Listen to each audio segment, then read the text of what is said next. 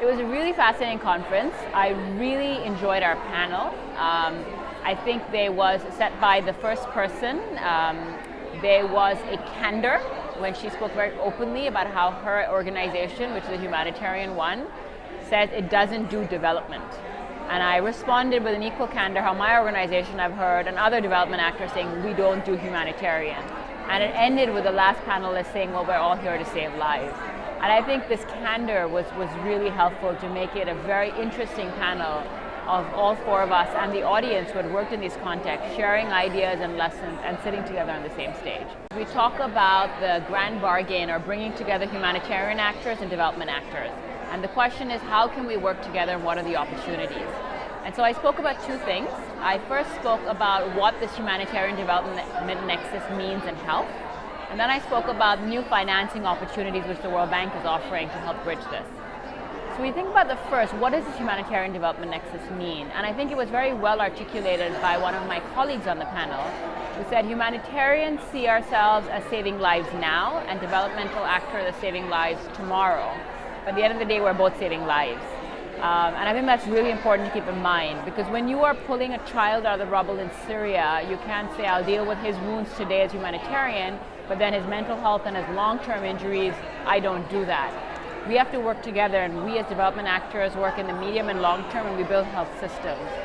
What we do know is that conflicts now are protracted, and they last on average for 17 years. And so the days of humanitarians coming in, stopping the bleeding and leaving doesn't work anymore. And so instead of this sprint where they come in, the peace, and then where there's peace, they hand the baton across the development actors, it is now a marathon.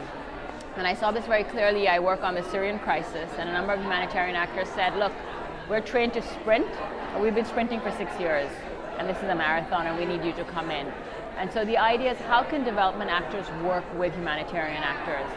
So the ways which the World Bank thinks about it, we do 3 types of pieces of work. We convene, we finance, and we do analytical work. And across all 3 of these, there are different ways that we can work with humanitarian actors. And so I'll just give you one example, because in terms of interest of time. So in terms of convening, if you think about it, you need a medium to long-term vision of a health system. So humanitarian, they have the cluster system, but that's dealing with acute need. But if you think about Syria, if the conflict ends tomorrow, where are the doctors? It takes 5 years to train a doctor, and so we need to start training them now. We need to have this vision for the health system rebuilding a country and start training them now, be that their online courses which are being done inside Syria or among refugee populations in host countries. So that's one way, this convening and coming together of a vision. The second point I talked about was the financing. And so the bank has 4 different ways we finance projects, all which now apply to the humanitarian space. The first is we have a fund called IDA, which is for our low-income countries.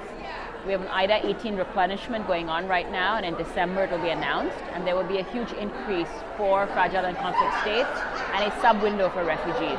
So that's something to keep in mind for humanitarian actors. The second, for our middle-income countries, we've set up a new concessional financing facility. And what that does is it gets grant money from different donors, and that buys down the interest rate.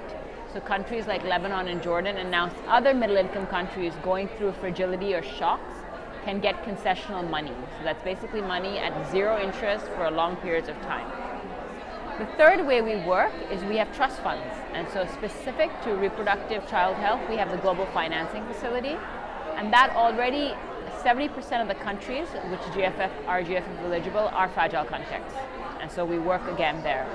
And the fourth and really interesting is innovative financing. And so the bank and other development actors are looking at, for example, humanitarian impact bonds or social bonds, where we work with humanitarian actors.